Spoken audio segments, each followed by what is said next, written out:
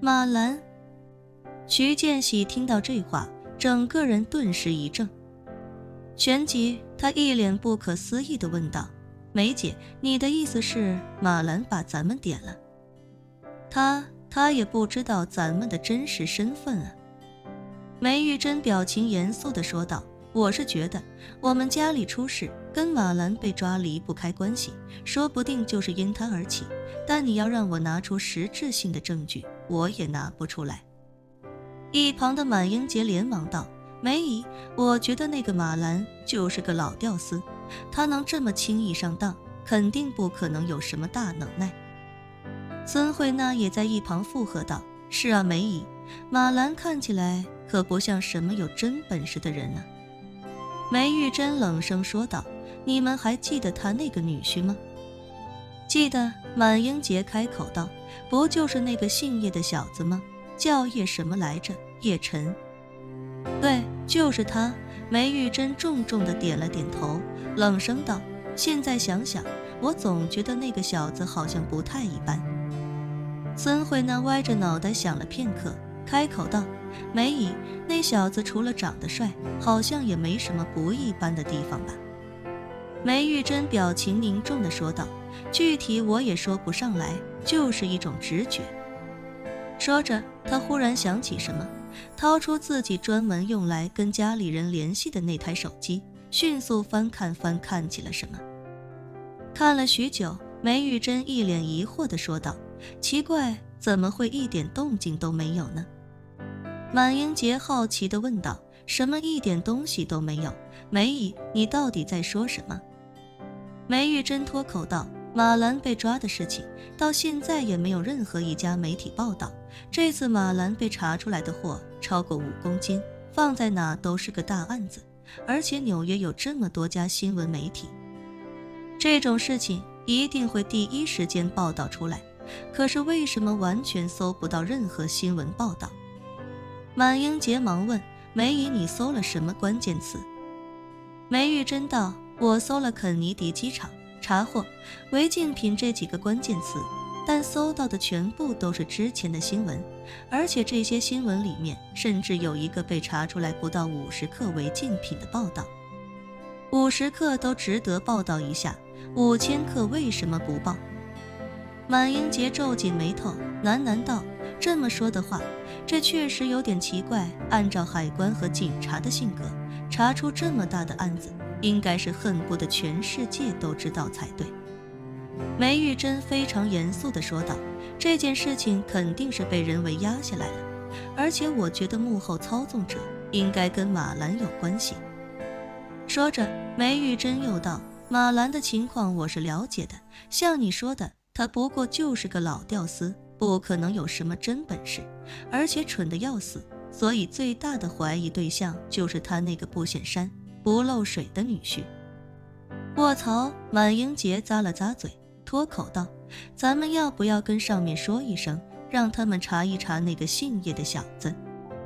梅玉珍摇了摇头，开口道：如果他真是幕后黑手的话，那他的实力绝对非常恐怖。你要知道，他不光在美国能压住这么大的新闻，在国内还能把我和老徐家人的情况查出来，并且给警方通风报信。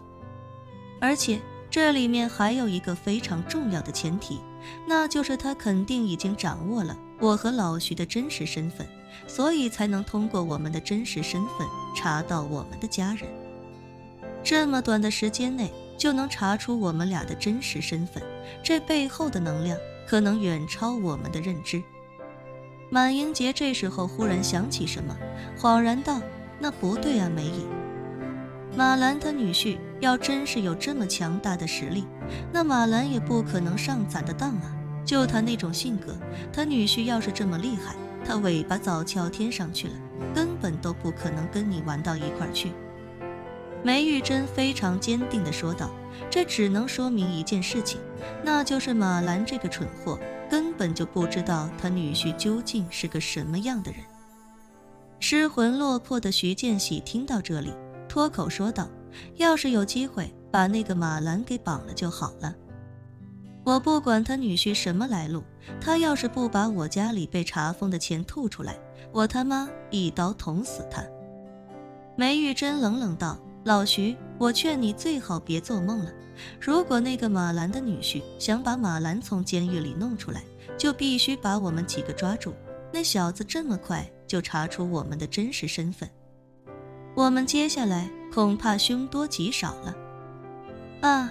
满英杰吓得脸色惨白，脱口问道：梅姨，那咱们现在怎么办呢？梅玉珍脱口道：看来我选择去墨西哥还是对的，我们先尽快逃到墨西哥去，那边治安混乱，也方便咱们隐藏，到那边之后再慢慢想对策吧。此时此刻，纽约最高端的私人医院，马兰刚刚在豪华单人病房那柔软的病床上醒过来。虽说他断了一根肋骨，但好在问题不算严重，医生给了他口服的药物以及外敷的药物，又帮助他将痛感降到最低，所以肉体上的痛苦几乎可以忽略不计。不过与肉体不同的是，马兰的精神受了一整夜的折磨。他昨晚睡觉做了很多梦，虽说每个梦都不太一样，但每个梦都以他被法院判处死刑作为结尾。这一晚，马兰不知道吓醒了多少次，更不知道一个人抱着枕头哭了多少次。虽说叶晨给他找了一个非常强悍的大律师，可他依旧害怕自己无法洗脱冤屈。